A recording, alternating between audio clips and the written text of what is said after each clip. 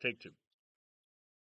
Good evening, ladies and gentlemen, and welcome to episode 11 of Pigskin Glory, football 50 years ago today. This episode, we're going to be going through January 11th through the 20th, 1976, and in that time period, there's only one football game we're going to talk about, but it is a big one, and as you can tell from the shirt I'm wearing, it is the Super Bowl, and what would this Bills fan be doing wearing a Pittsburgh Steelers jersey? Well, we'll talk about that in this episode. But first, let me introduce my partners tonight for this episode. To my right is a fan from Wisconsin, a Bills fan, suffering as I am every year since we've been Bills fans, Chris. Well, And down on the bottom of the screen is our resident baseball expert, and I'm sure there might be some news he'll include at the end of the show from the California area, Charles. Afternoon, good evening, folks. So let's get right into it, guys. We'll go right to January 11th, the day of the week. Now, 1976 follows the same calendar as 2026, so January 11th is a Sunday. However, it is a Sunday without football, and in 1976, the Pro Bowl is played after the Super Bowl, not before the Super Bowl, so there's no football game to talk about. But what we do have is some news as Miami-Dade County prepares for the Super Bowl. And looking at the right off the bat, we have a cartoon, the Cowboys and Steelers, as the Goodyear blimp is floating in the back. And interesting note about that Goodyear blimp I'll get to in a second. But the Cowboy says, "Wow, dig that wild scene. Where's the circus?" And the Steeler fan says, "We're it. Let's get it on." And Dade is counting down to Super Bowl 10. Now, Charles, can you imagine the prep work that has to go in for preparing to host a Super Bowl? And granted, it's only the 10th one, so it's not as big a circus as 2026, but still in 1976, Miami had to be in for a ride of their lives. Yeah, not just the game itself, but also all the visitors from Dallas and Pittsburgh staying in hotels. What cost of hotel stays were in 1976? That's a good question. And they talk about now I mean the Super Bowl is talked about everywhere in 2026. You can go on a MSNBC, Fox Business, any of the business shows, and they'll talk about the price tags and everything of commercials and hotel visits and the commerce that is brought in. But Workman here is a picture of Workman applying new yard markers for the Super Bowl. Look how big that 4 is. Never realized just how big the numbers are. And power sidelines. Yep. And of course, the sideline is going to come huge into play in Super Bowl 10 for one iconic play in particular, but we'll get to that in just a second. Also on this day, let me get back to the blimp. I mentioned the blimp in the cartoon and why it was interesting. Have you guys ever seen the movie Black Sunday? No. It is an espionage movie set in the Super Bowl. And they are actually going to be, the filmmakers are actually at Super Bowl 10 filming scenes for Black Sunday using the Cowboys and Steelers as backdrops. And in the movie, and it's definitely one I think, it's not a football movie, but it is centered around a terrorist gaining control of the Goodyear blimp with plans to crash it into the Orange Bowl Stadium. They were there. They had the actor playing the FBI or CIA agent, whatever it is. It's been a few years since I watched it. Walking around on the sidelines before the game, and then they took several live action scenes from the game for the movie Black Sunday, and then they used various actors to stand in and play, and they were actual Miami Dolphins, since they filmed it in Miami, dressing up as Cowboys and Steelers to film the climatic scene where the terrorism is happening. It's a good movie. Pittsburgh, the city is planning a parade. Whether they win or lose, downtown January 19th, there will be a Super Bowl parade as Mayor Pete Flaherty announces that the Steelers would be met by a motorcade when they arrive at the Greater Pittsburgh International Airport from Miami and whisked to the city by police escort. Now, Chris, this isn't like the modern day parades where you've got all the floats and if it's in New England, it's the duck boat parade. These are in Tampa Bay, the one they did on the boats themselves through the Bay Area. This is just a parade to welcome the Steelers home, regardless of win or loss. In the early morning hours of the 19th, apparently. What are your thoughts on the city planning to honor the team no matter what? Well, it's kind of interesting because this sounds like something they would do if you get there for the first time. Like I've seen teams, honor teams when they get there for the first time in a long time, like the 95 Indians or the 91 Braves. But this is their second time around and they've already won. Charles, would you attend a parade if your 49ers were coming home and they lost the Super Bowl? Would you get up and go out early in the morning to meet them at the airport? I might understand if the Niners were big underdogs and not what was expected out of them. Take for example, in baseball, the 82 Milwaukee Brewers and the 98 San Diego Padres lost their World Series, but the cities held parades for them nonetheless. One of the big things I remember about this whole thing, and I'm not sharing my screen, am I, guys? No, you're not. All right, But I'm following on the pit. But I'm still following. We'll just keep going. The channel. Okay, There we go. So, yeah, let me take you back. That was the cartoon.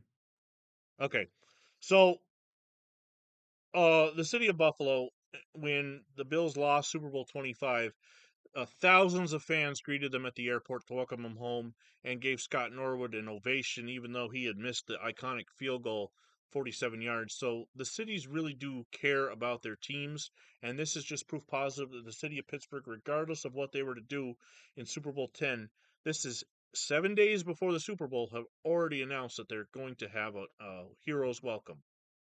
I saw another example. I know Mark's not here, but when the Broncos made their first Super Bowl in 1977, they still got a parade.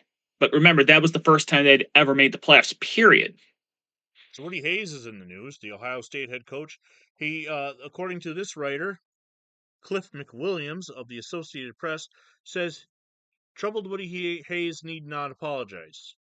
This is kind of foreshadowing if you think about it. This is January of 76.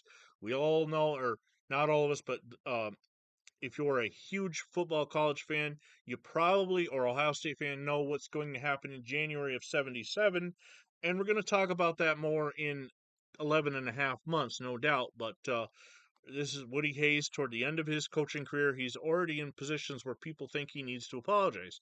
Charles, a winning coach like Woody Hayes, who has a national championship in 68, do you think he needs to apologize for anything he does? Not. Only you did something really, really bad, make yourself accountable. You shouldn't say I don't think you say I'm sorry, but does need to acknowledge some of the mistakes he made, especially big mistakes here. This is basically talking about the Rose Bowl game and their performance in the Rose Bowl, and he doesn't have to apologize for that. Yeah, I mean, apologize for what? They lost a football game. I know they were big favorites, and I know they pretty much gifted Barry Switzer a championship, but really? Yeah, well, Barry Switzer should get in Woody Hayes' face and say, "We did it our way, Woody. I did it our way. You did it our way. We did. We did. In 1981, when the Dodgers beat the Yankees in the World Series, George Steinbrenner actually apologized to the Yankee fans. That he should not have done. I mean, that was ridiculous. Like when the Orioles blew a 3-1 series lead, you didn't hear Edward Williams or Earl Weaver apologizing when they blew the 3-1 lead in 79, and or the Dodgers in 78 when teams were also blowing leads. So yeah. I said there's only one football game to talk about. There actually is. This Senior Bowl game was played on Sunday, January 11th. Mobile, Alabama. The North beats the South 42-35 in a very high-scoring game. If you were betting with Vegas on a college all-star game, I hope you took the over. It was a passing fantasy as both teams combined for over 1,100 yards of offense. Three quarterbacks put up plenty of passing yards. Alabama's Richard Todd, on just 12 completions, had 332 yards and 2 touchdowns.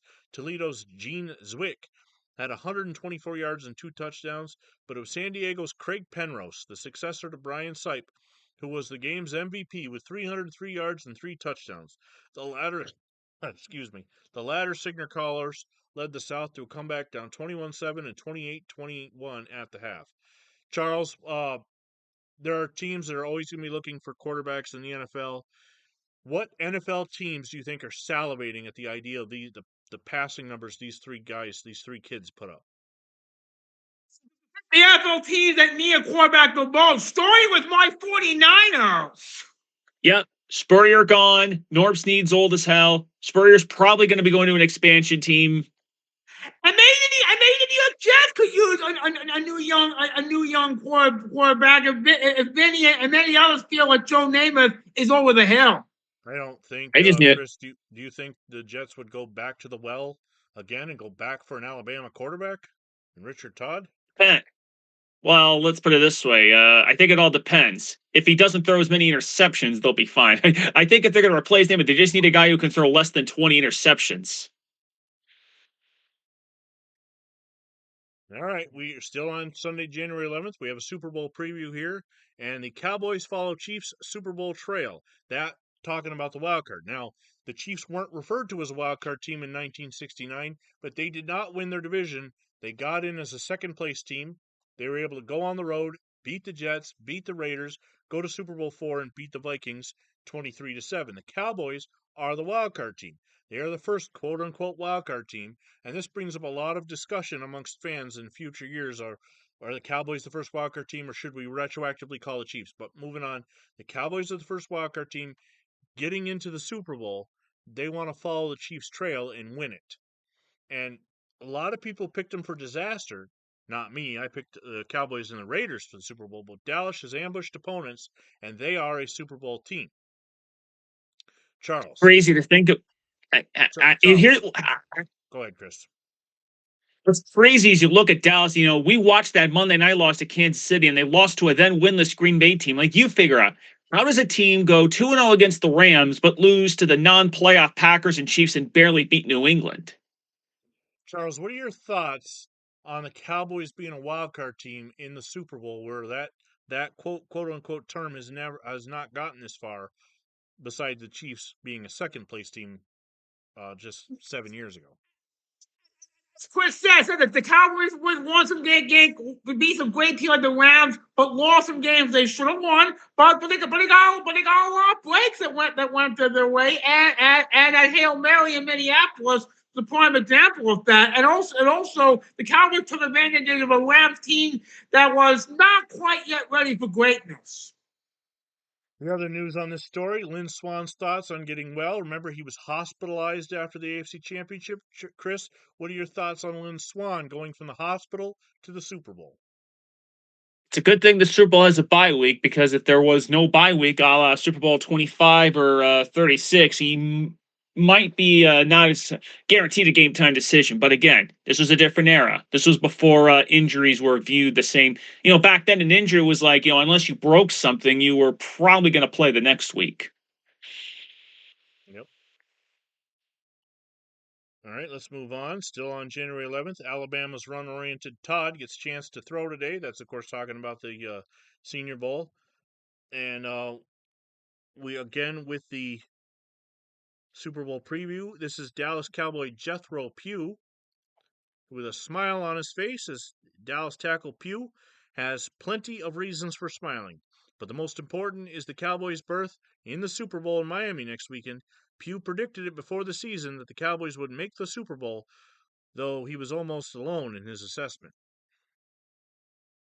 Especially given they missed the playoffs last year. Let's see if I can read this. It's a little blurry. I think I can read it. Reason to smile. Dallas tackle Jethro. No, I'm talking about the roster. Oh, let's roster. See if there's any names. I think it's too blurry. I do see. It is a little too blurry. Yeah. I mentioned Zwick. I don't know if, and remember, all those running backs played in the Hula Bowl. This is from the Miami Herald on Sunday, January 11th, 1976. You can see this page on Pigskin Glory's Facebook page, as it was posted at 4 p.m. on the 11th of January. All right, still 5 p.m. Let's show world a natural Orange Bowl turf. Remember, the Orange Bowl is the Super Bowl is being played on turf.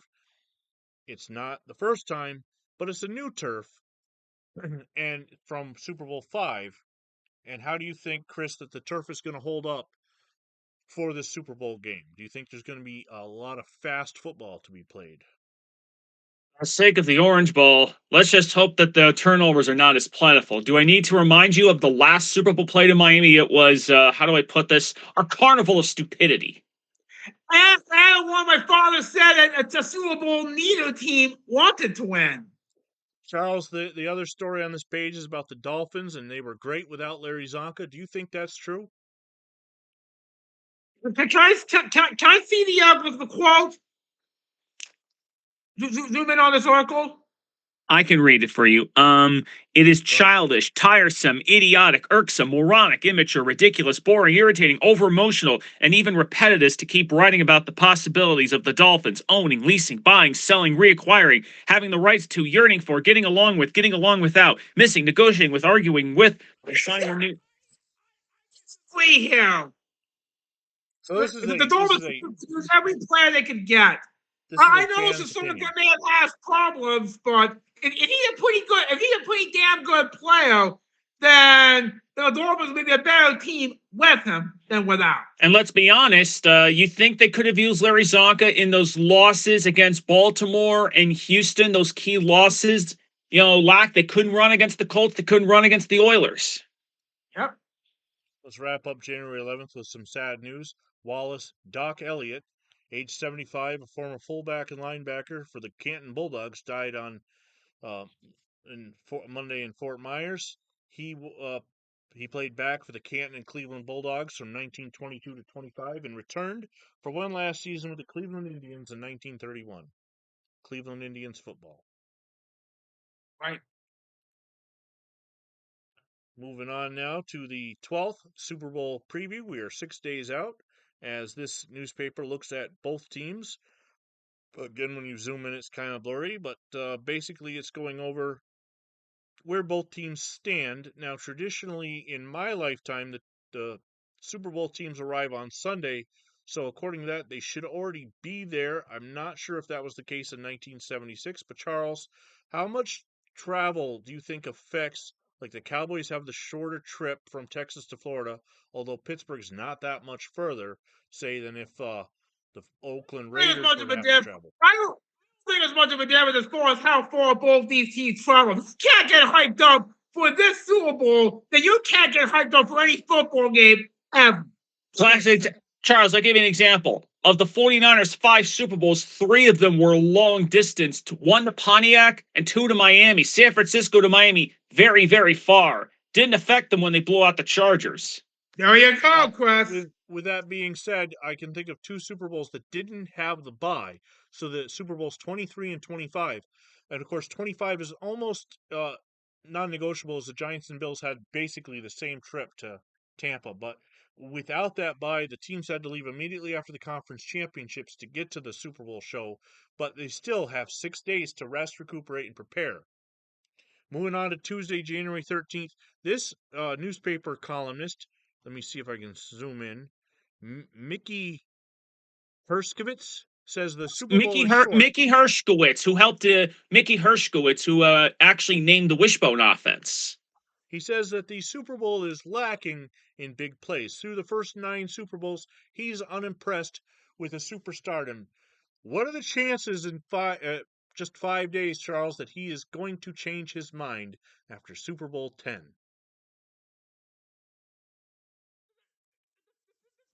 Charles? Super Bowl plays. There's going to be some new Super Bowl plays and new Super Bowl memories that people are going to be talking about for years. And, you know, you think about it, Vinny, we watched Super Bowl 9. It was essentially like run with I think it just felt like there were the last few Super Bowls, like Miami and Pittsburgh have pretty much won the last Super Bowls, pretty much running the same play. Hand off up the middle. And I think you hit on a great point there. That's exactly what he's talking about. Is the most recent memory. Super Bowl 8 and 9 have been run-oriented, ground and pound, Larry Zonka, Franco Harris Super Bowls. But there were some big plays in previous. Herb Adderley had a pick 6 in Super Bowl 2. Super Bowl 4, you had the big turnover on the kickoff between the Chiefs and Vikings. Super Bowl 5 had some wild plays. Whether you want to call them great or not, John Mackey's touchdown from John Unitas, whether it was technically legal in 1971 or not, it still is the longest touchdown in Super Bowl history, and that happened 5 years ago. Super Bowl 7, you had the Garo Yepremian, whatever you want to call that. So there have been some big plays, but he's probably suffering from something that we see a lot in the media. It's recentitis. The most recent memories of the Super Bowl for him are 8 and 9, and yeah, I can see where there's not a lot of big plays.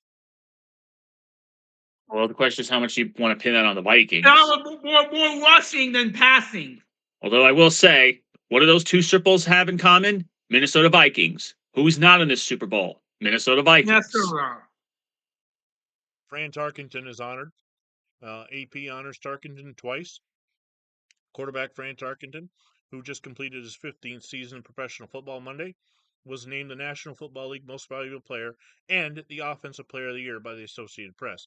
Charles, what are your thoughts on Tarkenton winning it over players like O.J. Simpson of Buffalo, Terry Metcalf of St. Louis, just to name a couple? I got to say about Fran Tarkenton, that's incredible. You know, he didn't lead in touchdown. He tied Joe Ferguson for the leading touchdown passes. I think he was number one in passing yards. And don't forget, he broke a lot of records. He set the records for most career passes, most career completions, most career touchdown passes, and he completed the most passes in a single season, one of the highest single season passes. So basically, and throw in the team success. And you know, we've had a bunch of recent running backs win the award, so it kind of makes sense. Plus, don't I forget, know a lot of people think about Fran Tarkenton to think of him as a quarterback for the Vikings, but for me anyway, I first saw him on the TV series That's Incredible with John Davidson and Kathy Lee Crosby in the early 80s. That's how I first knew of Fran Tarkenton. And Charles, when you say John Davidson, we are not referring to the New York Rangers goaltender. This was the guy from the streets of San Francisco. That's right.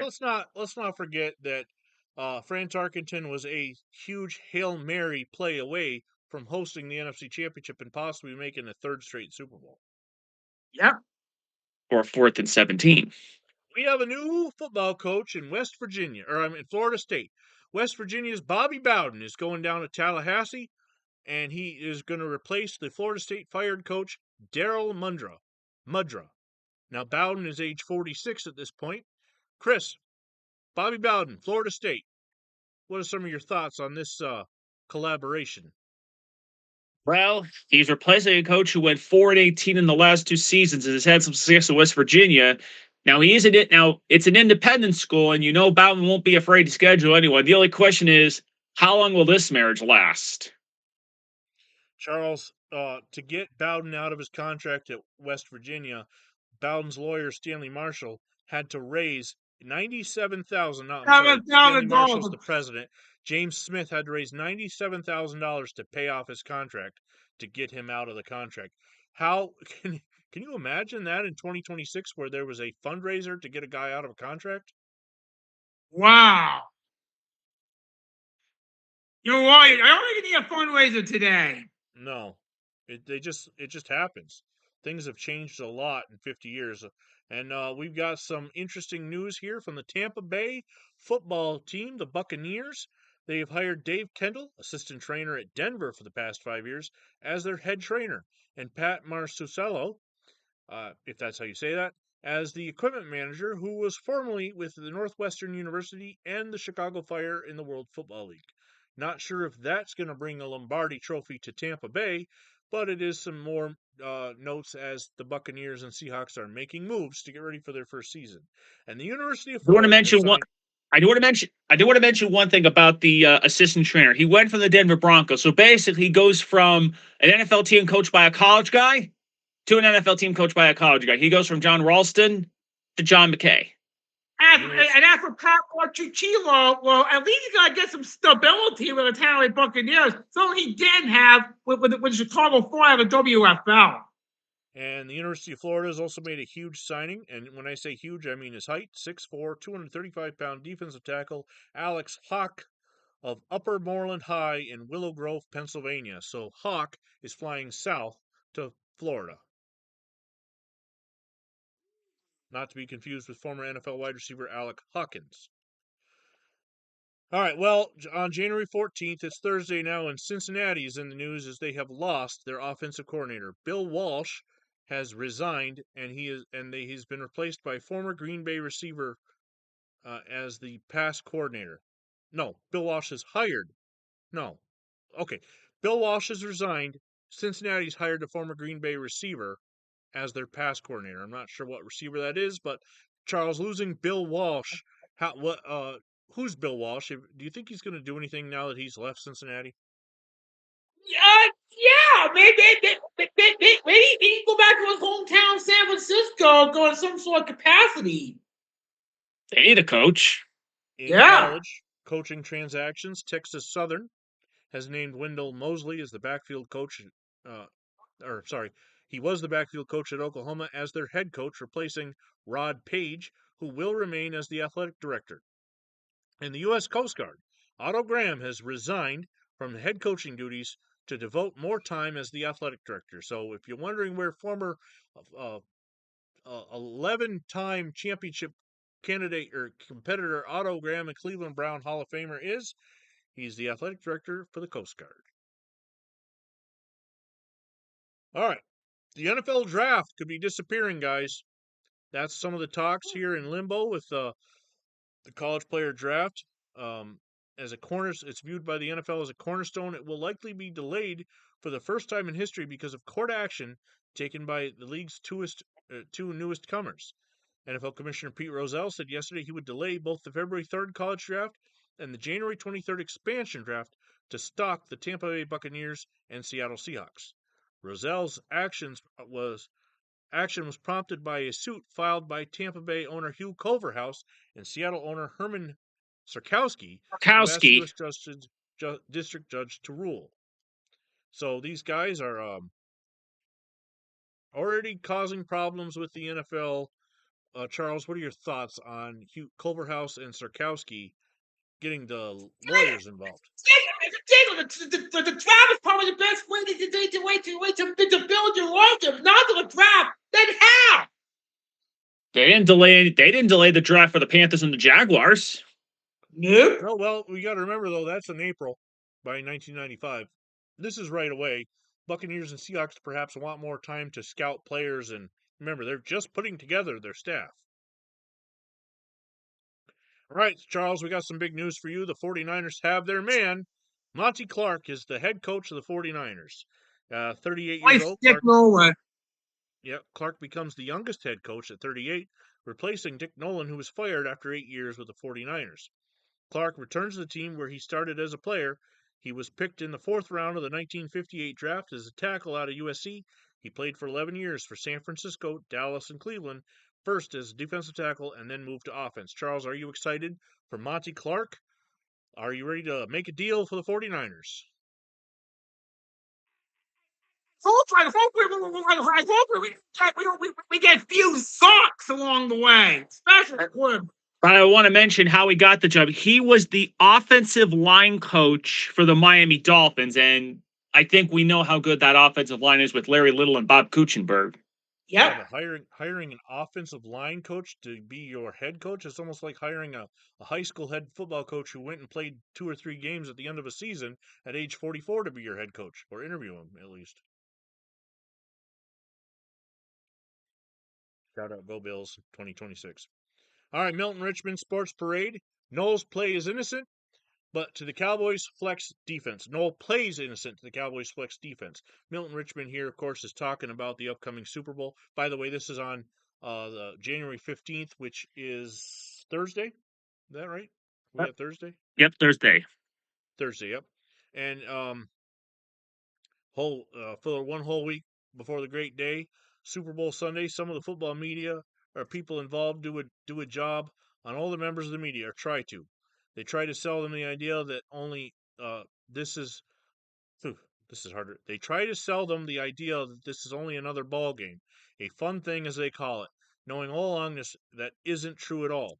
That they deep down they really regard this game as nothing less than an absolute war. Of course, Chuck Noll then talking about he comes to the Paul Brown tree. He's talking about going up against the Cowboys defense, and of course, as any good football coach, doesn't want to give the other team material, so he tries to downplay it. Chris, what are your thoughts on Chuck Noll's casual demeanor in regards to the Cowboys flex defense? I think it's a little interesting because, he's only played Dallas once in 1972, so it's been a while since he's seen it, and, he doesn't want to give bulletin board material. We're not that far off removed from the Joe Namath guarantee. Yep. All right, on Friday the 16th, it may take a super foot as we're talking about the possibility that the Super Bowl, like Super Bowl V, could come down to a kick. Remember when Baltimore's Jimmy O'Brien, he's got the date wrong. He says 69 when Jimmy O'Brien was a rookie in 70. So who is this guy? Wayne Fusion? Good work on your research, Fusion. But he's talking about the kickers, and of course they are Dallas with Tony Fritsch and Pittsburgh's Roy Gerela. Charles, how important and how nerve-wracking would it be for a kicker to have to come in and possibly win the Super Bowl like Jimmy O'Brien did just 5 years ago? This situation, to be a kicker, it can be a thankless job. You expect to make all the kicks, and if you don't, you're ghost. And let me also remind you, we're just a few years removed from Garo Yepremian? Yep. The starting lineups on offense for the Dallas Cowboys: Golden Richards, Ralph Neely, Lawless at guard, John Fitzgerald at center, Bill Nye. No, not Bill Nye. That's the science guy. Who's Nye?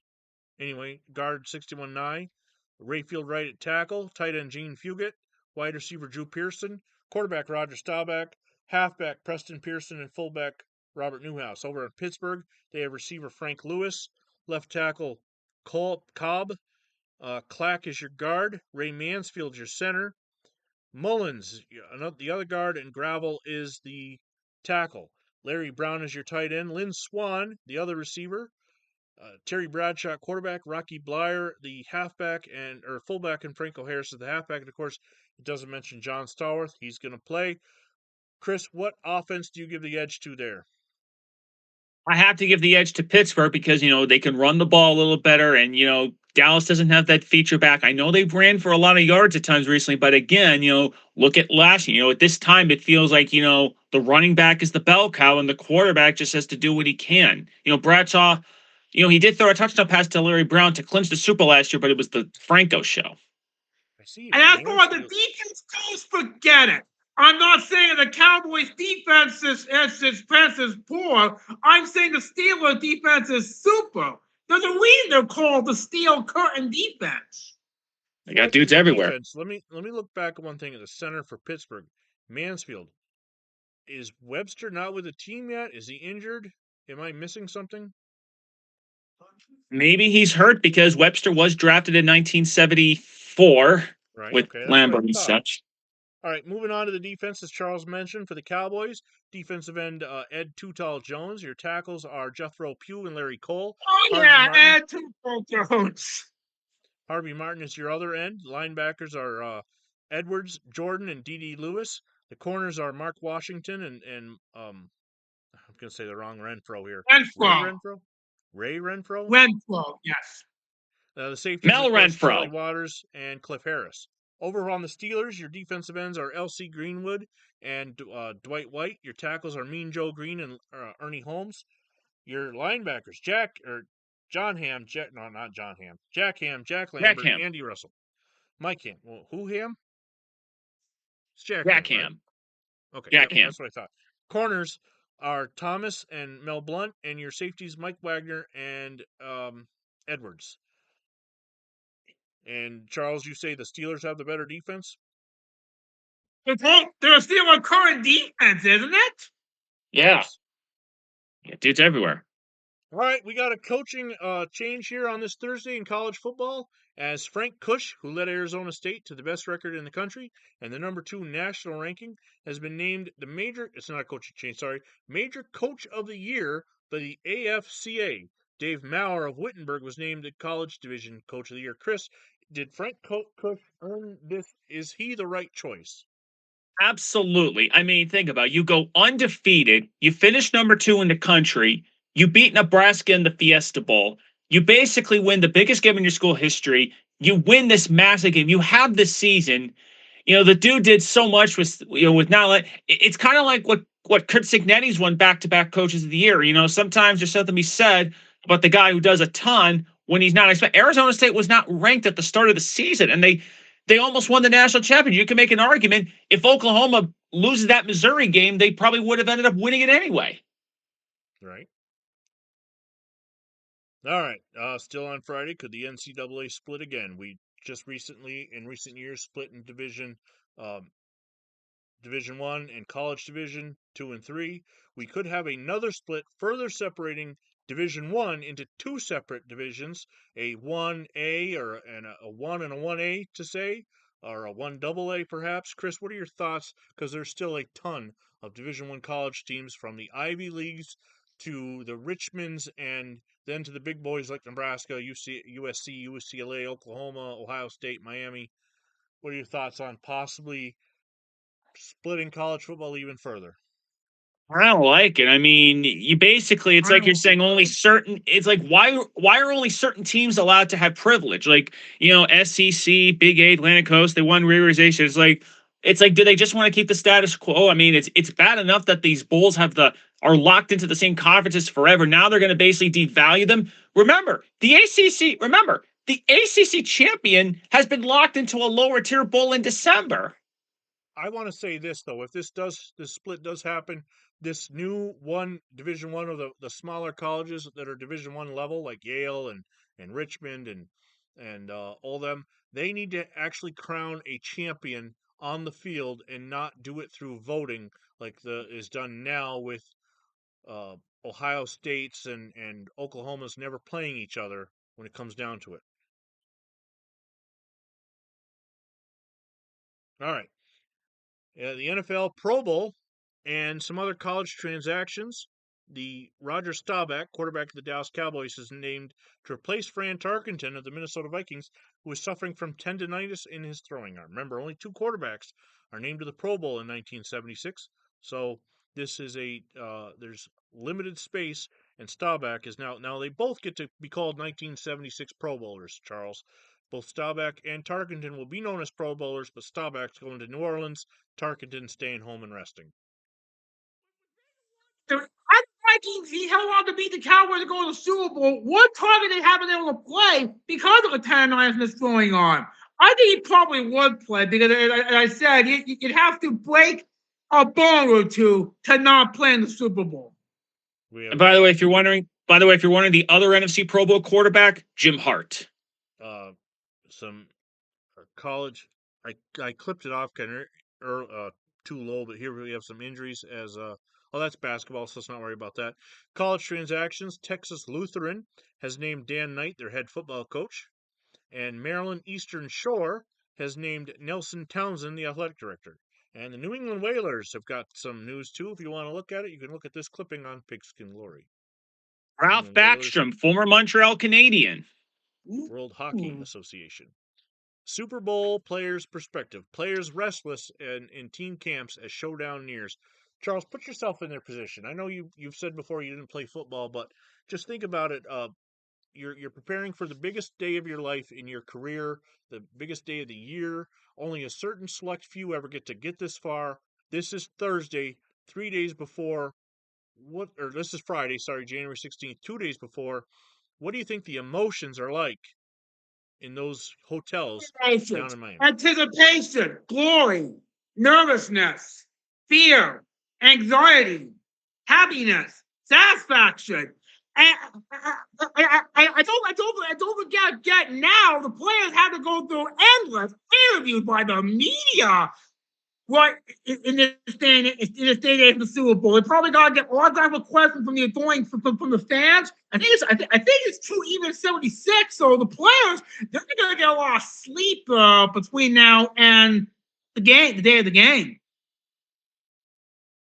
The nearest I can relate to this is in 1995, my high school went to the state championship, and we only had 8 days between the Eastern championship and the state championship to prepare for it. And our trip was just a 4-hour bus ride from the Adirondacks to Syracuse to the Carrier Dome. But the anticipation, especially say on Friday, 2 days out before the game, thinking about, wow, in 48 hours I could be a state champion. Of course, it didn't work out that way, but the thought of coming back to school, and in this instance, the cities, with that trophy in hand to hoist it up for your fans, your family, your of course for the Super Bowl, the media, the anticipation is just something you dream about, and no matter what level you're on, but the Super Bowl is obviously much bigger than, a state championship in New York in the 90s, but still, that's as close as I can relate. All right, we move on to January 17th, and North Carolina has football paranoia. Uh, who's this writer? Before I see if I can. Sidney Sidney Harris. Harris. He says he's known for a long time that our country is football crazy, but he never realized how paranoid we had become until he was visiting a couple of colleges in North Carolina this past fall and heard that a professor had been arrested for jogging around running track during football practice. It happened at North Carolina State University, home of the Wolfpack, which was training for the big game with the University of Maryland, when Dr. Robert Ramsey of North Carolina State faculty took his daily 4-mile jog around the football track, which circles the practice field. Football coach told Ramsey that the area was off limits to outsiders because he feared that Maryland's coach would send spies. Chris, this is 1976, and we're worried about a professor jogging. This is football, and we know from our time as fans watching football that this happens and this gets wild. But arresting a college professor? What are your thoughts on the Wolfpack? I mean, I know they just lost Lou Holtz, but jeez, are they? And by the way, I've heard about the spy stories. Like, I heard that Daryl Royal once thought that Barry Switch in Oklahoma was spying on the Longhorns, and Dallas and Landry once would have to stop practice because they thought Washington was spying on their practice. Here's a little message for the professor of the University of North Carolina. Don't turn your back on the Wolfpack, because you might wind up in a paddy wagon. All right. On the 17th, I posted this, and what I'm going to do real quick is just take a little break from sharing the screen, bring my pretty face back up here, talk about something that I'm going to be doing as an extra for the channel. Here is the Football Digest, January 1976, and Sports Illustrated, January 19th, which happens to be the swimsuit issue. I went and purchased them on eBay, and my plan is to keep purchasing the Football Digest and the Sports Illustrated on eBay. And I'm going to do a little supplemental. It may not happen on the exact day of their release, but I have this little body camera here. It is not the same that the police wear in their daily activities. This is a personal use body cam, and I'm going to look through the magazines for you. Of course, you can go on to sportsillustrated.com, pay a subscription fee, and look through the vault yourself. But Football Digest has pretty much disappeared. And if I'm able to get the issues on or around the first of the month, I'll look at the Football Digest. On or around the Monday of the month, I'll look at the Sports Illustrated. Be about 5-minute video, just real quick. I'm not going to stop and read you the stories, but I just wanted to bring that up as a little supplement to Pigskin Glory. Wait, you mentioned the Football Digest. That I had the same thing with Hockey Digest from 2002 to 2004. I had a lot of those Hockey Digest issues for about 3 years. Now, Hockey Digest, Basketball Digest. I had a subscription to both football and baseball growing up, but this is the January Football Digest, and Matt Snell, the game he'll never forget, is talked about here. Obviously, Mercury Morris, and he's the cover story, the rebirth of Mercury Morris, and here he's running against the Buffalo Bills. And Lawrence McCutcheon, key to the LA Rams, and Chicago's Walter Payton, a new Gale Sayers. Now, the Football Digest I should have done back in January 1st, but I didn't. So I will try to get to that this week, but the Sports Illustrated is Monday, so I will definitely get to that one. And yes, it's the swimsuit issue, so ooh la la and all that, but Sports Illustrated and Football Digest, some of my favorites. Okay. Can I give you a separate anecdote when it comes to the swimsuit issue? Sure. I've actually met 2 women who have appeared in the swimsuit issue. Okay. Angie Everhart and Cheryl. Is it Cheryl Ladd or Cheryl Teagues? I know it's one of them. I went to a couple of conventions. I got the Angie Everhart to sign one, and I got Cheryl Teagues, I think it was, to sign another one. I met 2 of them. Okay, let me take a little minute before we move on here on January 17th again to stop for something other than that. Is January 17th, 1976. My mother is turning 23 years old on this day. Now, she will only live for 20 more years, but I just want to stop and wish her, in the past, a happy 23rd birthday. In 1976, she was a single mother of my older brother, and I'm still a couple years off. All right, back to the NFL and football. What's happening? The Seattle Seahawks have signed kicker Ted Girella, brother of Roy Girella of Pittsburgh, who played 7 years with the BC Lions. The Miami Dolphins have named John Sandusky offensive line coach for. He was the offensive line coach at Philadelphia for the past 3 seasons to replace Monty Clark. In college football, the University of Maryland Eastern Shore has named Nelson Townsend, former director of the Alumni Affairs, as the athletic director, replacing Leon Corsi, who will continue as head of physical education department. And in East Carolina, Watson Brown, the assistant coach, has resigned to take a similar position at Jacksonville State in Alabama.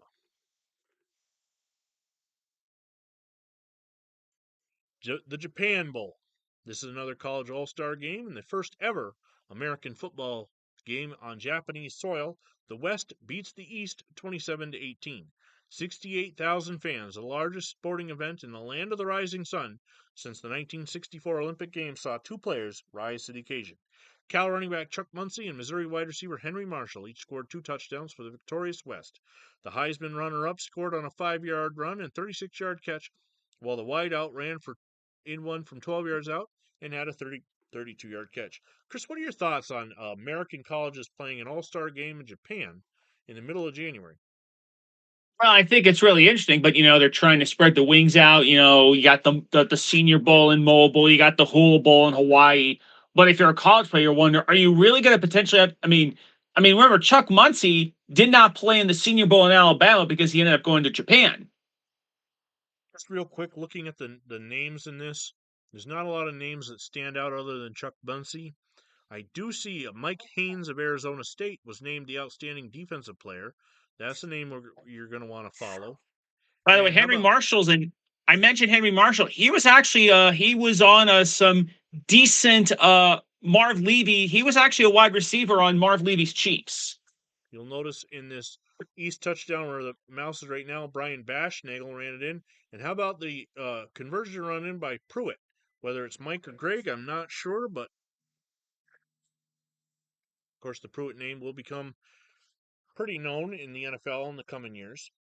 Especially with the Cleveland Browns. All right, it's 11:37 p.m.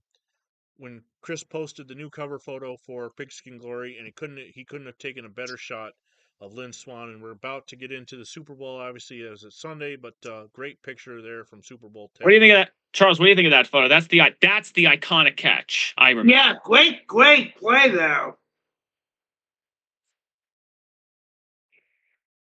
All right, we have a Super Bowl, folks. Super Bowl 10. Pittsburgh beats Dallas 21-17. Both teams were looking for their second Super Bowl trophy, though few, if any, figured the omnipotent Steelers as 7-point favorites would be denied from duplicating Miami's back-to-back. The Cowboys started and ended the game explosively. A 48-yard reverse on the opening kickoff, 29-yard touchdown off a Steeler punt mishap, and scoring the game's last points on a 35-yard touchdown to Percy Howard, his only NFL catch. The problem for Dallas was what happened in between. Roger Staubach threw 3 interceptions and was sacked 7 times, and they had a punt blocked for safety. But most of all, they were unable to stop Lynn Swann. He set up Pittsburgh's first touchdown with a spectacular sideline catch for 32 yards, made an otherworldly grab near midfield that got the Steelers to the midfield near midfield despite bad field position, and caught a 64-yard touchdown that proved to be the game's most important play. Swann, who took a hard hit in the AFC Championship game, was questionable to start on Sunday, had 4 catches for 161 yards and a score to deservedly win the Super Bowl MVP. For Dallas, it was a rough end to an amazing ride that few could have foresaw after their Monday night home loss to the Chiefs. For Pittsburgh, it was a culmination of their long road back from football's dregs at the end of the 60s to the NFL's best midway through the 70s. With no more World Football League to poach their stars, a la Miami, back-to-back titles for the Steel Curtain certainly doesn't feel like the end of their greatness. Chris, what are your thoughts on Super Bowl 10? It was the first Super Bowl of the post-merger era that felt larger than life. It was certainly more artistic than the last Super Bowl Dallas played in the Orange Bowl. Pittsburgh certainly faced more resistance than Minnesota. You actually had big plays, the block punt for a safety, a punt miscue that led to Dallas's touchdown, Lynn Swann's insane grabs, and Percy Howard. I am not exaggerating when I say that is literally the only catch he ever made as a professional. Charles, what are your thoughts on Super Bowl X going down and compared to the other 9 Super Bowls as perhaps the greatest game yet played for the NFL championship since the addition of the Super Bowl? That was pretty good when the Cowboys did give it a battle, but ultimately the Steelers couldn't defense shine again, and they got just enough field goals from Roy Gorella to put the Steelers over the top, back-to-back titles for the Steel City. And can I tell you what ended up being I want to mention that safety proved to be massive because Dallas, they got the touchdown to Percy Howard. They had a Hail Mary attempt on the last play of the game. Had they not had the safety block, they could have tried to kick a game-winning field goal instead of having to duplicate the Hail Mary. Interesting to note that Pittsburgh got safeties in the Super Bowl back-to-back 2 years in a row. Now, it's happened before, but not before, but after Super Bowl 20 and 21, but different teams got the safeties. This is Pittsburgh getting back-to-back. Now, real quick, this is the only game I'm going to do this for all year long. I'm going to go through the scoring summary and statistics for Super Bowl X because it is obviously the culmination of the year, the biggest game in all of football from high school to college to pros. It is the Super Bowl, it's the biggest game. So once a year, you will have to sit and hear me do this. But let's take a look at Super Bowl X by the numbers. Tom Landry led the 12-4 Pittsburgh. Tom Landry led the 12-4 Dallas Cowboys into the Orange Bowl to take on Chuck Noll's 14-2 Pittsburgh Steelers. The game had a 2 p.m. Eastern Coast start time. In the first quarter, Drew Pearson caught a 29-yard pass from Roger Staubach. Tony Fritsch hit the extra point, and the Cowboys led 7-0. The Steelers came that touchdown pass. That touchdown literally came after Pittsburgh had a bad snap on a punt, and they literally scored really after Pittsburgh screwed up on a punt. Ow. Yeah, it was a mishandled snap. And we'll real quick take a break from the scoring summary to take a look at the play. The Cowboys with a picture-perfect crossing route.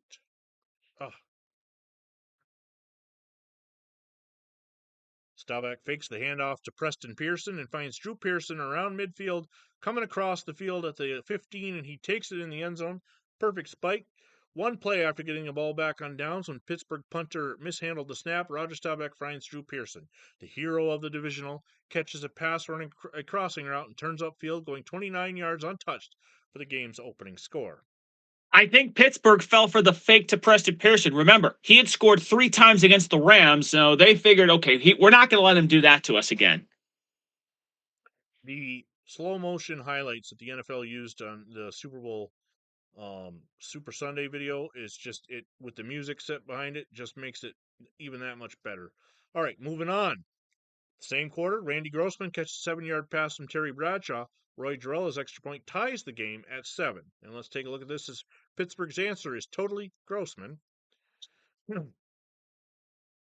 really glows if you're a Cowboy fan. I also want to mention, Vinny, that the Lynn Swann sideline catch, the one that you talk about, that set up this touchdown to Grossman. That was set up by the Lynn Swann sideline catch that you mentioned. Terry Bradshaw with a little half roll. Pittsburgh answers to the Dallas touchdown by going right down the field, and Terry Bradshaw finds Randy Grossman from 7 yards out, wide open to tie the Super Bowl at 7. But they never trailed against Minnesota, so it's like, wow, Pittsburgh can actually have to play. Remember, they never trailed against the Vikings. In the second quarter, Tony Fritsch hits a 36-yard field goal, and the Cowboys lead 10-7. That'll be your halftime score and your score after 3, as the offenses took a break for a quarter and a half. In the fourth quarter, the Steelers get a safety, as Harrison blocks Hoop's punt through the end zone, and they now trail 10-9. Then Roy Gerela hits a 36-yard field goal to take a 12-10 lead. Roy Gerela comes back, hits an 18-yard field goal, and the Steelers lead 15-10. And then Lynn Swann with a 64-yard pass from Terry Bradshaw to take a 21-10 lead. And let's take a look at that pass, as Terry Bradshaw never saw the game-winning score, nor does he remember it. Leading 15-10 over Dallas. In Super Bowl X, Steelers quarterback Terry Bradshaw uncorked a bomb that his favorite target and MVP Lynn Swann caught for the 64-yard score. Bradshaw was knocked out on a play and never saw it, nor does he remember it. He's talked about this in several interviews. And it puts the Steelers up by 11, which, remember, in By an the way, era I before the 2-point conversion is almost insurmountable. commented on this one. Yep. Greatest catch in history to this point. Arguably the best catch in history. Now the one at midfield is super spectacular, but this was literally a touchdown on a 3rd and long on a play that Bradshaw got leveled on, and he still made the catch. And again, just watch this. He gets absolutely leveled right there, and look what Swann does. Hockey Blyer with an impressive blitz pickup, too, probably set Bradshaw up to throw this pass. If Blyer doesn't make that pickup, if Blyer doesn't make this pickup, so you can see it here, right there, on Cliff Harris coming in, the pass never gets off. So that gives when I was reading 21-10 lead.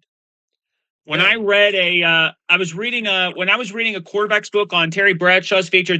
He talks about that play, that touchdown to Swann is considered in a book I read. It's said to be the best throw by a quarterback in NFL history, given the circumstances. Then Cowboys come back and Percy Howard catches a 34-yard pass from Roger Staubach. Tony Fritz extra point cuts the lead to 21-17. Howard, of course, this would be his only catch. He could have had a second, but I'll get to that in a second as we look at this play. Percy Howard's only NFL catch, a Super Bowl touchdown. Editor's pick. John picked the score as on paper it made Super Bowl X a 4-point game and gave Dallas hope. But in reality, it is the only catch of Percy Howard's NFL career and a 34-yard touchdown pass from Roger Staubach in the Super Bowl. Imagine that. Now, the Cowboys would get the ball back and would go for a Hail Mary, and the ball would hit Percy Howard in the face mask as he was unable to catch it. But he caught this one, and no matter what he did in life after this, he could always say he had a Super Bowl touchdown catch. Charles, that's like who is that? It's like Jerry Willard. He pretty much didn't have a baseball career, but he will always have that one moment, and you know what I'm talking about. Yep. And 76 World Series, the Yankees had just one home run all series against Cincinnati when the Reds swept them. That one Yankee home run, a guy who had just one home run all year long and only had one World Series at bat. Jim Mason hit the only Yankee home run in the entire 76 series. This game was played outdoors on AstroTurf. It was 49 degrees. The Steelers were favored by 7, so they did not cover. Dallas turned it over 3 times. The Steelers did not turn it over. Roger Staubach threw for 204 yards, 2 touchdowns, 3 interceptions. He was sacked an amazing 7 times. Robert Newhouse paced the Cowboys on the ground with 56 yards, and Drew Pearson had 59 yards receiving and a touchdown. For the Steelers, Terry Bradshaw threw for 209 yards, 2 touchdowns. He was sacked twice. Franco Harris ran for 82 yards, and Lynn Swann with 161 yards receiving and a touchdown. On defense for the Cowboys, Randy White had 2 sacks. Recovering fumbles, John Fitzgerald, Preston Pearson each had 1, and Roger Staubach 2. For the Steelers, J.T. Thomas had an interception for 35 yards. Glenn Edwards had an interception for 35 yards, and Mike Wagner had 1 for 19. L.C. Greenwood had 4 sacks, Dwight White 2, Steve Furness 1. J.T. Thomas recovered a fumble, Franco Harris recovered a fumble, and punter Bobby Walden recovered a fumble for the 11-yard loss that would lead to the Cowboys' first touchdown. Returning kicks and punts for the Cowboys, both Preston Pearson and Thomas Henderson had 48 yards. Pearson did it on 4 returns, and Henderson did it on 0. He talked about the reverse. The return goes to Pearson, who caught the ball. The handoff goes to Henderson 48 yards later. And Golden Richards had 5 yards on 1 punt return. For the Steelers, Mel Blount had 64 yards on 3 kick returns, and Glenn Edwards had 17 yards on 2 punt returns, and the Pittsburgh Steelers win 21-17. By the way, think about that. L.C. Greenwood had 4 sacks, but he still had no chance of winning the Super Bowl MVP, and I think we can definitely agree this was one they absolutely got right. With a name that sounds majestic, Lynn Swann certainly looked the part on Super Sunday and then some. This is it. While it's not a touchdown, this is one that you have to take a look. Like, this is the one. Just look at this. Wow. That was a 53-yard pass, and of course, he also had a big 32-yard reception down the sideline that a lot of people remember for the hype that he got. This one, That's the equivalent of Philly Mays' catch in the 1954 World Series. I think now it didn't lead to a touchdown pass, but I do think so because I mean it's like his defining moment because when you think Lynn Swan, that is the play I always think of. But that must have been an optical illusion to a lot of people, to quote Russ Hodges. Boy, the ability to maintain his concentration when he's falling down and the pass is batted in the air and he brought it in, just amazing. On Monday, January 19th, the back page of the New York Daily Post, Steelers win again. Bradshaw hurt on winning touchdown pass. Of course, we talked about that. Bradshaw was knocked silly and does not remember the winning touchdown play. Also, the Pittsburgh Penguins crowd had their thoughts elsewhere. Charles, the fans sitting at a Penguins game were checking the scores and looking to see information from the Super Bowl instead of being at home watching the game. How do you think? Again, you spend money on the tickets. You're not sure that your team will be in the Super Bowl when you buy tickets to the hockey game, but I almost think I might have skipped the game myself. What do you think? There was a Penguins game at all on Super Bowl Sunday. Of course, nowadays you can have it. Right now, for this year, and recent years, anytime the Super Bowl is played, no other major sporting event was played at all at the same time. Right. Pete Rozelle seems unwilling to change, and the Jets might have their man. Rozelle talking about replays are not an instant remedy. Chris, do you think that the NFL and Pete Rozelle will ever have his mind changed for instant replay? the Mel Gray Phantom touchdown didn't do it, then I don't know what will. I mean, you remember the Mel Gray Phantom touchdown? If that didn't get Rozelle to change his mind, I don't know what will. Or the Bills fumble controversy. Now the Jets will be interviewing Bud Carson for their head coaching position. Now that the Super Bowl is over, they've waited their turn. Is Bud Carson their man? We'll find out. The Pittsburgh Steelers are two-time champs. The champs. Steelers do it again. Take 10, 21-17.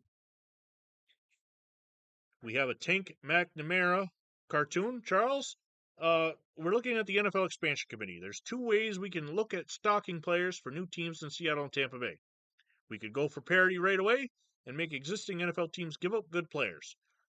Reply is that would probably be best for league. But the commissioner then says, on the other hand, think of being one game from getting into the playoffs and playing against 22 reject zombies on the last Sunday. Charles, what are your thoughts on this Tank McNamara cartoon? Yes. By the way, Charles, I want to mention, an expansion team did actually once impact a playoff spot in 1993. Oh. Colorado Rockies. Why? If the Braves beat Colorado 13 straight times and the Braves didn't even want them. Meanwhile, apparently there was some security in the Super Bowl 10. A muzzled attack dog, either a Doberman or German Shepherd, was stationed at each of the 21 gates of the Orange Bowl Sunday as security measure against gate crashers for Super Bowl 10 between the Steelers and Cowboys. But the dogs were just there for show. According to Lieutenant Tom Allison of the dual security system, we have orders not to remove any of the muzzles. Allison explained the dogs are meant to be visible at each gate and serve as a deterrent to the crashers. Chris, do you think that the dogs would work, in your opinion? Well, it certainly wouldn't hurt because, if you're going to try and crash to get into a Super Bowl, the last thing you want to see is a big, vicious, scary-looking dog as your impediment. Moving on to Tuesday, the 20th of January, pro football has some transactions, so do colleges. The New York Giants of the NFL have added Hunter Enos and Jay Fry as assistant coaches. Colleges, West Virginia has named assistant coach Frank Signetti to succeed Bobby Bowden as the head football coach. The Carolinas Conference chose High Point's Jennifer Alley as volleyball. Okay, that's volleyball. Frank Signetti, a name that's his son, been in the news just a couple days ago winning the national title. Did you know that his father, Chris, was the head football man in West Virginia? Think about that. You're a national championship winning coach, and your father was the man who had to follow up. A legend in the making, who also resuscitated a team. Charles, I know I'm going to ask you as soon as we finish about baseball, But here's a little news in this transaction: is the Dodgers have signed outfielder Dusty Baker. Yeah, that's right. The man who would invent the Dodgers offense. And the man who will invent the high five. Milt Richmond's is talking about free agency and would the fan-player relationships be threatened by team jumps? That's another opinion piece. And we have new Giant coaches, as I had mentioned. Bill Arnsparger is completing his reorganization of the coaching staff with the appointments of Hunter Enos as the quarterback coach and Jay Fry as the defensive line coach. Enos was an assistant offensive coach with the Giants in 1974 before returning to Fort Worth, Texas to take charge of family business. Fry, who replaces Floyd Peters, was an offensive assistant with the Memphis Southmen of the World Football League for the past 2 years after previously serving as both the offensive and defensive line coaches with the Ottawa Rough Riders in the Canadian Football League. People suck. Bowl fan swindle. This is a story about the Super Bowl. Thousands of Pittsburgh, Boston, and Philadelphia fans who bought tickets to Super Bowl 10 wound up victims of fraud Sunday as their game tickets failed to materialize. Charles, you see it all the time. Unfortunately, it happens. There's fraud. Everybody's trying to swindle and take advantage of less suspecting. How awful is this for something to happen like this in Super Bowl where people bought tickets that never existed? Ridiculous. That's what. Take advantage of horrible people desperate to get the Super Bowl. A Simpsons episode literally parodied this as Homer was trying to go to the Super Bowl. Turns out their Super Bowl tickets were printed on crackers. All right, Charles, we're at the end of the 10 days. Now, before we move on, before I finish my talking point, my beard again is leaning to the right. What are your thoughts and news from baseball? Well, there's only one major to signing, and that's the Brewers signing Vada Pinson on to play in the outfield. And of course, the San Francisco Mayor George Moscone going to court to block the sale of the Giants moving to Toronto while he tried to find a couple of local buyers to keep the team in Candlestick. Chris, any thoughts on these 10 days, the middle of January 1976, and any news you want to share? I do want to also mention that, let's see, there was the Senior Bowl, Super Bowl. Oh, I do want to also mention that that Super Bowl 10 game would be the final time the Orange Bowl would have artificial turf. No more AstroTurf after Super Bowl 10. This game in the Orange Bowl was the end of that 6-year artificial turf era in Miami. Thank God. Okay, at the beginning of the podcast, I talked about why this Bills fan is wearing a Steelers jersey. Let me quickly get into, during the drought, when the Bills had missed the playoffs for 17 years, I would pick a team to root for in the Super Bowl. And back before the current jersey situation in the NFL, I was able to find NFL jerseys and get them shipped to my house within the conference championship and the Super Bowl with the team that I was picking. With that being, I've got a closet of a bunch of jerseys that I just don't wear because obviously they were one-time purchases for the football.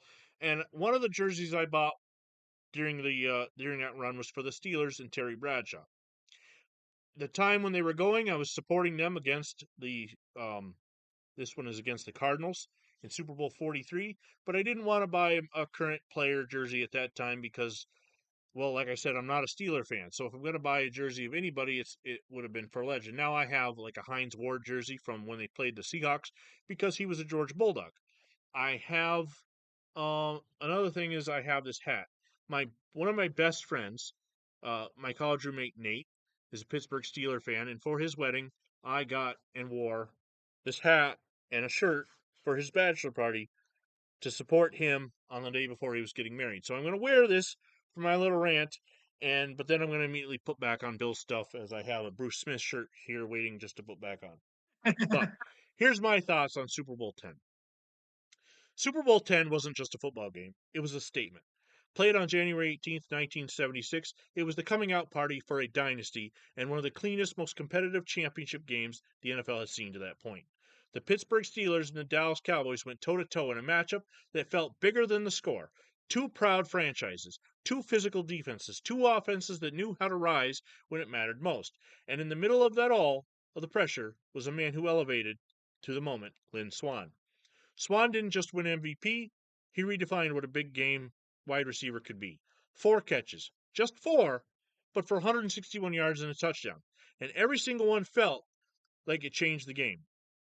These weren't simple routes or blown coverages. These were balletic, gravity-defying catches that demanded precision, timing, and absolute fearlessness. Swan's sideline grab in the first quarter remains one of the most iconic catches in Super Bowl history. Chris talked about the big 53-yarder in the second that helped lead the Steelers downfield. Full extension, toe tap perfection, and total control in an era where receivers were punished for going over the middle. Swan played with elegance and toughness, proving finesse had a place in the NFL's toughest moments. Super Bowl X was about execution, discipline, and the stars answering the call. And Lynn Swan answered louder than anyone else on the field. His performance wasn't about volume, it was about impact. Every catch mattered, every yard counted. And that's why Super Bowl X still stands tall in the NFL history, and that's why Lynn Swan's MVP wasn't just deserved, it was unforgettable. For Chris and Charles, and the rest of Pigskin Glory, Mark, who couldn't be here tonight, we will see you in 1976.